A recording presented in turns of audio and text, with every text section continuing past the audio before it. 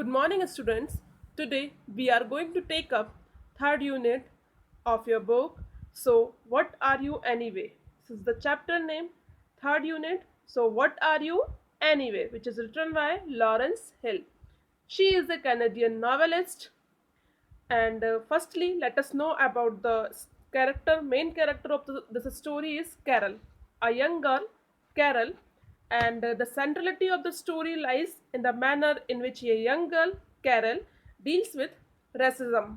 Racism is a word which is a term used to describe the unfair treatment of people because they belongs to a different race from our own. Basically देखा जाए जो story है वो किसके ऊपर है, जो पहले ब्लैक एंड वाइट पीपल का जो डिफरेंट किया जाता था ब्रिटिश टाइम में, उसके ऊपर ये स्टोरी है. एंड रेसिज्म बोलते हैं उसको. तो the word which we are here using here that is racism. And we human always have a tendency to dislike and disrupt people who are different from us. Black people are one of many groups deeply affected by this unjust behavior. कई बार ये होता है कि we are the part of this type of people and black people जो होते हैं, काले और गोरों के बीच में हम काफ़ी भेदभाव करते हैं. तो इन लोगों के साथ हमेशा बहुत अच्छा व्यवहार नहीं किया जाता जो ब्लैक पीपल होते हैं. Starting from the early 17th century, Black people from Africa were taken from their homes and forced to work as slaves in many parts of the world.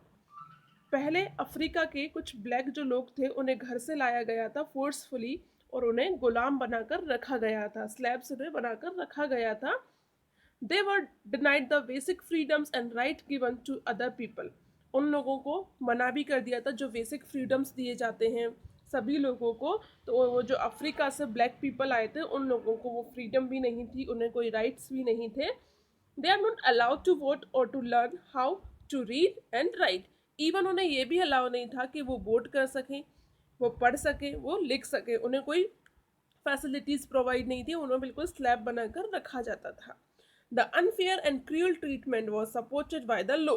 और इसका कोई नियम भी नहीं बनाया गया था, उनके नियम ही ऐसे बनाए गए थे कि इनके साथ ऐसा ही क्रूअल व्यवहार होगा.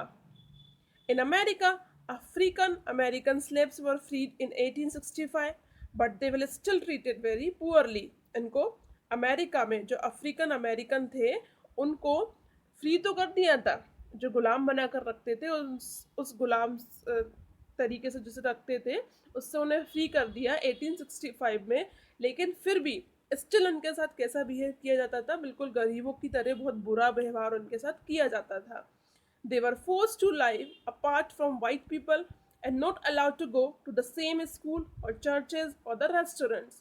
और उन्हें कैसा फोर्स किया जाता था कि वो इस तरीके से रहें कि वाइट पीपल जो थे, जो गोरे लोग थे, उनसे वो अलग रहें, उनके अलावा जो दूसरी लाइफ होती है उसको वो जिए. उसको उनको कोई अलाउ नहीं था स्कूल जाना, चर्च में जाना, रेस्टोरेंट में जाना. The civil rights movement in the 1940s and 1950s campaigned for equal right for everyone and succeeded in its mission by the 1970s. इसके बाद कुछ मूवमेंट चलाए गए कि इनके लिए भी इक्वल राइट हो, black people and white people में कोई डिफरेंट नहीं होना चाहिए, कुछ डिफरेंस नहीं लेंगे देखा जाएगा इनके बीच में. तो ऐसे कुछ लॉज लाए गए, उसके लिए कैंपेन चलाए गए और ये सक्सीड भी हुआ 1970s में. Though the situation is much better today, people of African heritage continue to face unfair treatment. This story highlights the many quiet way in which intolerance and hatred make their way into ordinary everyday interaction. तो इस story में हम कुछ ऐसा ही पढ़ेंगे. आज जो situation है वो थोड़ी बेटर है, उतना भेदभाव नहीं किया जाता, उतना रेसिज्म दिखाया नहीं जाता. So let's start from the story. Other characters also in this story, Mr. and Mrs. Henry, they created the atmosphere towards Carol, make her realize that the color of her skin make her different. So let's start from the story. Paragraph first. Carol settled in seat 12A beside the window. Carol नाम का character मैंने बताया आपको, a young girl. Carol जो है वो 12 number seat पर 12A seat का नंबर है उसका एरोप्लेन में, वो उसमें बैठ जाती है। Beside the window put her doll on a vacant seat, और अपने बगल की खाली सीट पर वो उसको अपनी डॉल को, उसके पास एक डॉल है, वो उस डॉल को रख देती है। And snaps open her purse. She hold up a mirror. She look into her own dark eyes. She examines her handful of freckles. Freckles means होता है यहाँ पर झाइयाँ, झाइयाँ पड़ जाना। It's a meaning of freckles. तो जब वो अपनी बगल वाली सीट पर डॉल को रख देती है, उसके पास एक छोटा सा पर्स होता है। तो वो पर्स जो है उसमें कुछ सामान रहता है, जिसमें एक मिरर भी रहता है। तो वो अपना पर्स खोलती है, उसमें से मिरर को निकालती है और उस मिरर में अपने आप को एग्जामिन करती है, जैसे सभी लोग गर्ल्स करती हैं नॉर्मली। तो वो अपने आप को एग्जामिन करती है और वहाँ देखती है, अपने हाथों को अपने चीक्स पे लगाती है और वहाँ पे वो फील करती है अपने फ्रेकल्स को, और छोटे छोटे उसके स्पॉट्स हो रहे हैं चीक्स पे, which are tiny spots dotting her cheeks. She checks for pimples but finding none. वो अपने फेस पर पिम्पल्स को भी फाइंड करती है, लेकिन उसे कुछ भी नहीं मिलता। Only the clear complexion that a father calls milk chocolate. बस उसका जो कॉम्प्लेक्शन था वो थोड़ा डार्क था, तो उसके फादर उसको क्या बुलाते थे? मिल्क चॉकलेट बुलाते थे। Second paragraph. This is yours. I believe a big man with a sunburned face is holding her doll upside down. This is yours. एक व्यक्ति वहाँ आता है जिसका नाम है मिस्टर हेनरी। तो वो वहाँ आते हैं और वो बोलते हैं this is your, I believe, मेरा मानना है कि ये तुम्हारी है। वहाँ पे वो जो व्यक्ति है वो थोड़ा सा सनबर्न फेस, थोड़ा सा ब्लैक टाइप का होगा। होल्डिंग हर डॉल, उसकी डॉल को उठाते हुए बोलता है may I have her please, Carol says. मैं उसको ले लूँ, कैरल बोलती है may I have her please. He turn the doll right side up, a black doll, I never saw such a thing. तो वो उसकी डॉल को उठाता है। हेनरी तो बोलता है अब ब्लैक डॉल, मैंने इस टाइप की डॉल कभी नहीं देखी, या इस टाइप की मैंने कोई चीज़ कभी नहीं देखी। तो कैरल गुस्से में बोलती है her name's Amy, may I have her please. उसका नाम एमी है, क्या मैं इसको ले सकती हूँ please? Henry Norton cries the man's wife, give that doll back that instant. तो हेनरी नॉर्टन जो है cries the man's wife, man's की जो वो जो मिस्टर हेनरी हैं उनकी वाइफ है, तो वो चिल्लाते हुए बोलती हैं उसकी डॉल उसको वापस कर दो। Carol tucks the doll close to the window. The man sits beside Carol. The man takes the aisle seat. जो कैरल है वो उस डॉल को कहाँ टाक देती है? विंडो पर टाक देती है। और जो व्यक्ति है वो कैरल की बिसाइड, कैरल की बगल वाली सीट पर बैठ जाता है। The woman takes the aisle seat. Aisle seat means होता है जो एक तो विंडो सीट होती है और एक कॉर्नर वाली सीट होती है। तो जो कॉर्नर वाली सीट होती है, जो गैलरी जो रहती है, गैलरी की साइड वाली सीट, उसको हम बोलते हैं आइल सीट। तो वो वहाँ पे बैठ जाती है वो woman. Paragraph 8. Don't mind him, the woman says, leaning towards Carol. By the way, I'm Betty Norton and he's my husband, Henry. तो जो विमन है वो कोशिश करती है कैरल से बात करने की, जैसे बताया था कि वो उसको इरिटेट करते हैं, एक नेगेटिव एटमॉस्फेयर क्रिएट करते हैं। तो कैरल से वो पूछती है विमन, डोंट माइंड, अगर आप बुरा ना माने, बाय द वे मैं बेटी नॉर्टन हूँ और ये मेरे हस्बैंड हेनरी हैं। The man next to Carol hogs the armrest and he keep looking at her.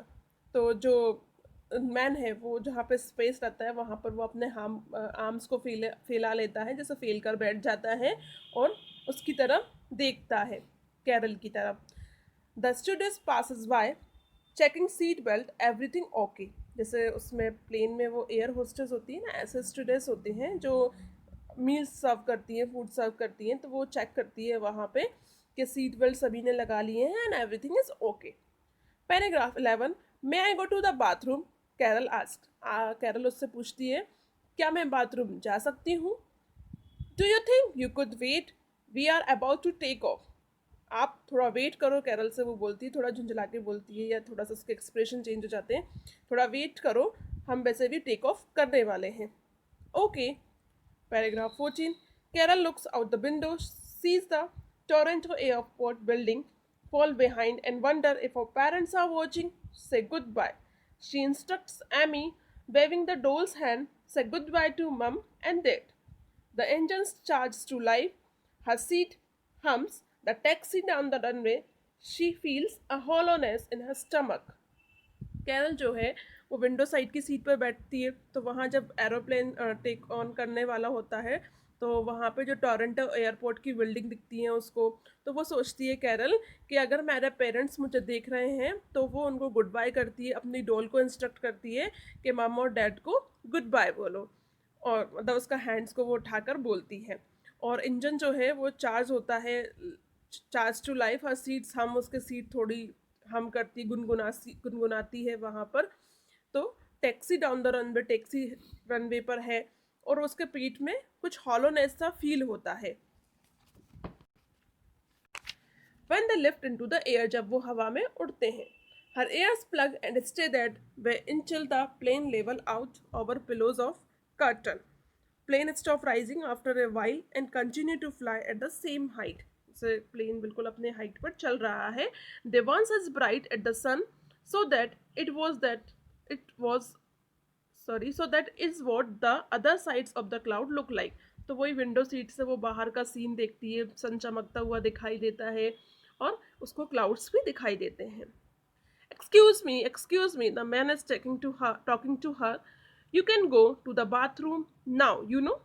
तो वो जो मिस्टर हेनरी हैं वो उसको डिस्टर्ब करते हैं, एक्सक्यूज़ मी उसको बुलाते हैं और बात करते हैं उससे कि तुम अब बाथरूम जा सकती हो.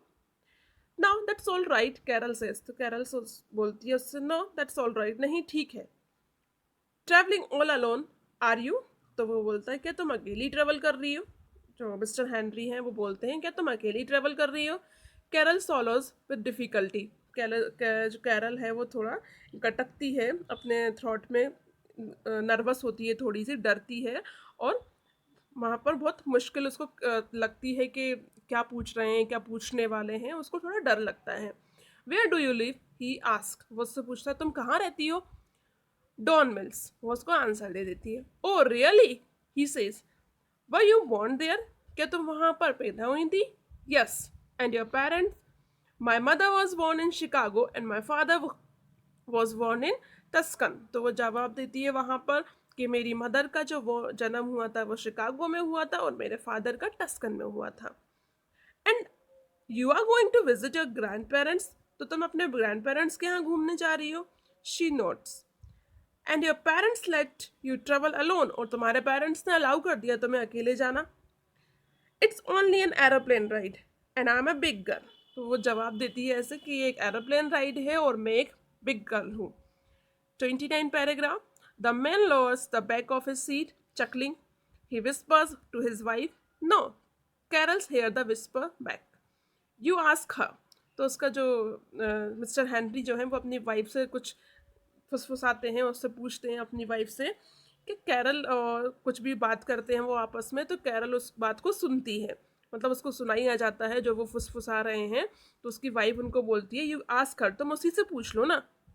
Carol yawns holds Amy's hand and goes to sleep.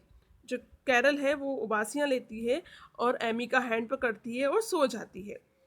The clinking of silverware waken her, but she hears the man and women talking about her, so she keeps her eyes shut. और उसे कुछ बजने की आवाज़ आती है, कुछ silverware बजने की आवाज़ आती है.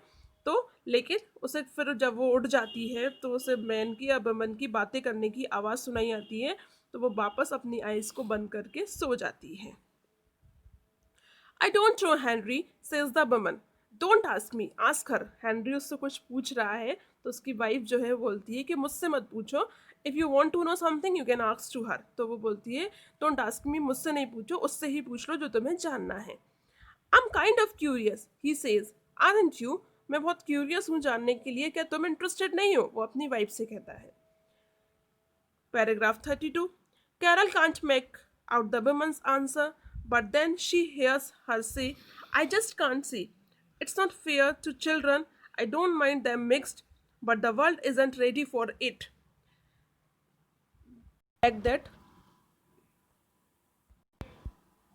they are neither one thing nor the another. Henry begs the child and sees if she wants to eat. अब वो आपस में मैन और वुमन बात कर रहे हैं और कैरल उनका जवाब नहीं देना चाहती, और वो बात कर रहे हैं कि this is not fair for the children. और कैसे, जैसे उसने बताया कि उनकी मदर शिकागो की है और फादर जो है वो टस्कन के हैं, तो कैसे ऐसे हो सकता है, world is not ready for it. तो वो आपस में जो भी बात करते हैं। हेनरी जो है फिर वो उसको उठाता है कैरल को, यदि वो कुछ खाना चाहती है। Paragraph 33। When the man tapped her shoulder, Carol opened her eyes. I have to go to bathroom, she says.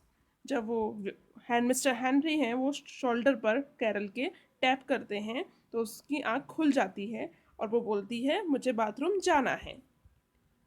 Paragraph 34। But they are going to serve the meal, the man says. तो Henry बोलता है कि लेकिन वो अपन को खाना सर्व करने वाले हैं।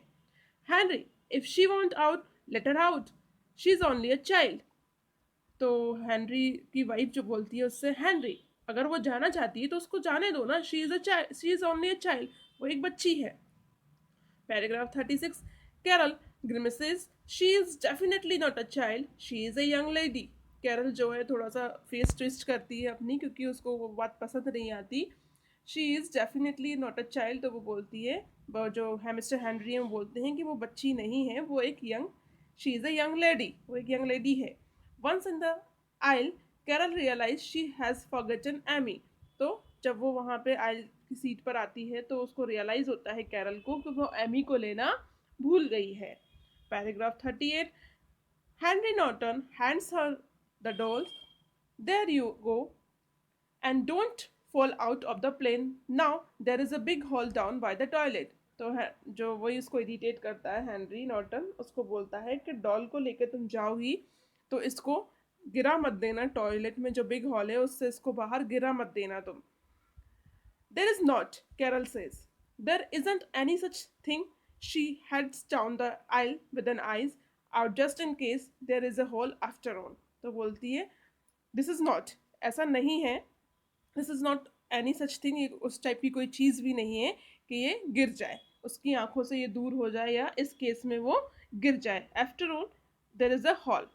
तो वो बोलती कि यहाँ पर भी तो बहुत सारे हॉल हैं, यहाँ पर से भी तो नहीं गिर सकती। तो वो मतलब कैरल को इरिटेट कर रहे हैं और वो काफ़ी इरिटेट हो जाती है। Paragraph 40। Coming out of the toilet, Carol find the students, excuse me miss, could I seat somewhere else. तो टॉयलेट से आने के बाद कैरल जो है, क्योंकि वो इतनी इरिटेट हो चुकी है, तो कैरल जो है स्टूडेंट्स से बोलती है, एयर हॉस्टेस जो होती है वहाँ पर, उनसे बोलती है एक्सक्यूज मी मिस, क्या मैं कहीं और बैठ सकती हूँ। The woman frowns, why. Frown यानी मीन्स होता है यहाँ पर कि उसके फेस पे एक्सप्रेशन चेंज हो जाते हैं और वो थोड़ा एक तरह से देखो तो गुस्से में देखती है उसकी तरफ। क्यों, क्यों तुम सीट चेंज करना चाहती हो? I don't like the window, is that it, is that the only reason? Well yes. तो वो बोलती है कि मुझे विंडो सीट पसंद नहीं आ रही है। तो वो इज़ दैट इट, क्या यही बात है या सिर्फ यही एक रीज़न है कि तुम अपनी सीट चेंज करना चाहती हो? तो वो बोलती है कैरल, वेल यस, ऐसा थोड़ा सा बोलती है वो। I am sorry but we don't have time to move you now. माफ़ करना लेकिन हमारे पास अभी टाइम नहीं है कि हम तुम्हारी सीट चेंज कर दें। We are serving a meal, ask me later if you like. अगर तुम चाहती हो तो बाद में मुझसे बोलना, क्योंकि हमारा मील सर्व करने का टाइम हो रहा है। After Carol has eaten and had her tray taken, the man says, what are you anyway? My wife and I were wondering. अब अगेन कैरल अपना मील ले लेती है, खा लेती है उसको, और ट्रे लेने के बाद जो मैन है, जो व्यक्ति है, वो उससे पूछता है, वही क्वेश्चन पूछता है जो चैप्टर का नेम है, व्हाट आर यू एनीवे, लेकिन तुम हो क्या? My wife and I were wondering, मेरी वाइफ और मैं वंडरिंग है, मतलब जानने के लिए हम उत्सुक हैं कि तुम हो कौन। Carol blinks, sees the man's clear blue eyes and drops her head. What do you mean? She says. तो वो वहाँ पे बोलती है तुम्हारा मतलब क्या है? You know what are you? What race? तुम जानते हो तुम कौन हो? What race? Race यहाँ पर word use होता है. Groups that men can be divided into according to the color of their skin and their features. जैसा अपन ने बताया था, racism जो होता है वो black and white people के बीच में difference करता है। Carol's mouth drop, race, what is that? तो वहाँ पे वो समझ नहीं पाती रेस का मतलब क्या है, क्योंकि वो उनसे बोल रहे हैं कि तुम रेस हो, मतलब रेस का पार्ट हो, तुम उस ग्रुप से बिलोंग करती हो, ब्लैक एंड वाइट पीपल जहाँ से आते हैं। तो कैरल उस मीनिंग को समझ नहीं पाती। तो वो बोलती है व्हाट इज दैट, ये क्या होता है। शी डजंट अंडरस्टैंड, वो नहीं समझ पाई थी। Yet she senses that the man is asking a bad question, लेकिन वो ये समझ गई थी कि ये व्यक्ति जो है, ये मिस्टर हेनरी जो है, वो कुछ गलत क्वेश्चन ही पूछ रहे हैं।